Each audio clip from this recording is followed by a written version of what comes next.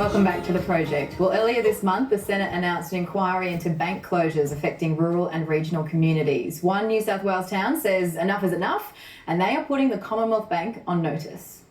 Junee has been around for about 150 years, a thriving railway town in the New South Wales Riverina with a population of over 6,000. Back in the day, there were 4 banks that serviced the Junee area. Now, there's just one, and it was scheduled to close in a few weeks' time, making the closest Commonwealth Bank branch Wagga Wagga. Now, that's an hour-long round trip for residents. They're not happy about it. The Commonwealth Bank have been in Junee for 91 years. They're letting us all down, aren't they, after all this time?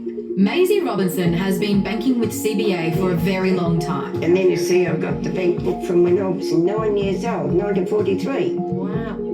From the elderly in particular, a chorus of disapproval. I was just happy with my passbook and the Commonwealth Bank until now.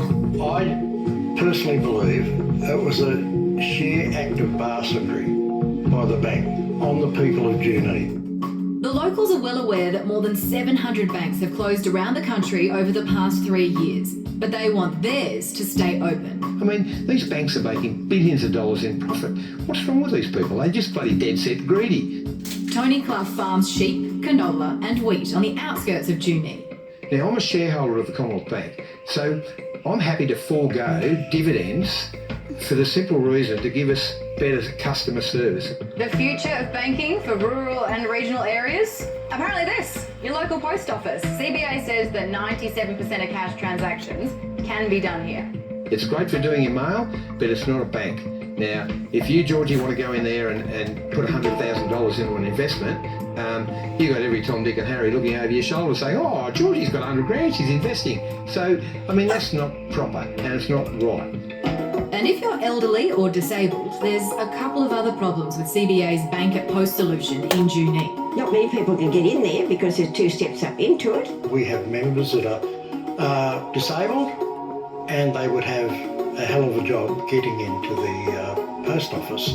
Businesses in town have other complaints, like this video store, whatever that is. What do you do at a video store? You hire movies to watch instead of downloading. You come in with your membership card, you hire a disc, you take it home and you bring it back. The DVDs, kids, DVDs.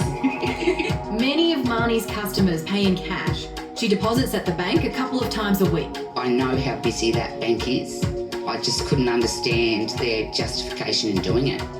Commonwealth Bank turned down our request for an interview, but said their Junee branch had a 37% drop in transactions in the 5 years pre-COVID. These days, it's only operating 3 days a week on reduced hours.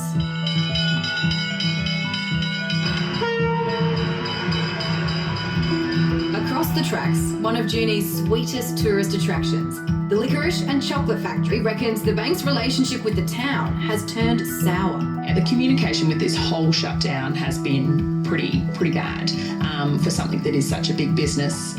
And businesses here will struggle with $6,000 limits on deposits at the post office. We actually exceed that deposit or the transaction limit per day. The solution? Making the deposit here in Wagga Wagga, over 40 kilometres away. It's certainly a security concern if they're taking large amounts of cash in their personal cars over to Wagga for banking. That because of the pattern and nature of that activity. But it's not just the bank that's in the firing line. If you've walked down a street recently and thought, I swear there used to be an ATM right here, you're probably right. Since 2017, the banks have closed more than 7,000 ATMs. Last year alone, they closed nearly 1,000. And when the Commonwealth Bank goes, so too does the town's only fee-free ATM. How would you be able to get your money? I haven't crossed that on yet. I don't know. But while we're still in Junee, a remarkable coincidence. The Commonwealth Bank postponed plans to close branches, including Junee, until a Senate inquiry into rural bank closures is complete. That is very good. Yes, a lot of people were very thankful for that. It is the People's Bank. Always has been the People's Bank. But the blokes up in the head office in Sydney and Melbourne, they've got to realise that too. We need that branch, and the bloody Commonwealth Bank can afford to leave it there. And as with some of the other little small towns that are out there.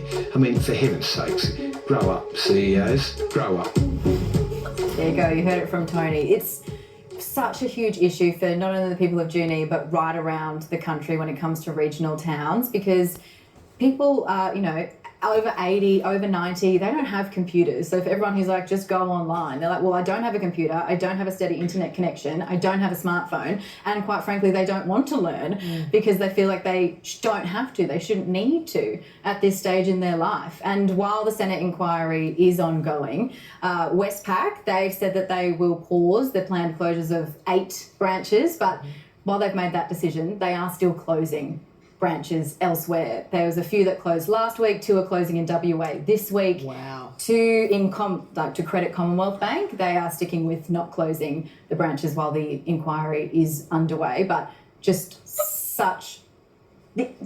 can't believe that they were so distraught, the people in Junee. Well, it's so galling, particularly when these banks are making record profits. I mean, they could put a bank in every town in Australia practically, you know. And this is like the heart of the town. Yeah. They need it. And if you want to get people to regional centres, which everyone's trying to do, you can't take away the services. That's it. Great story, George.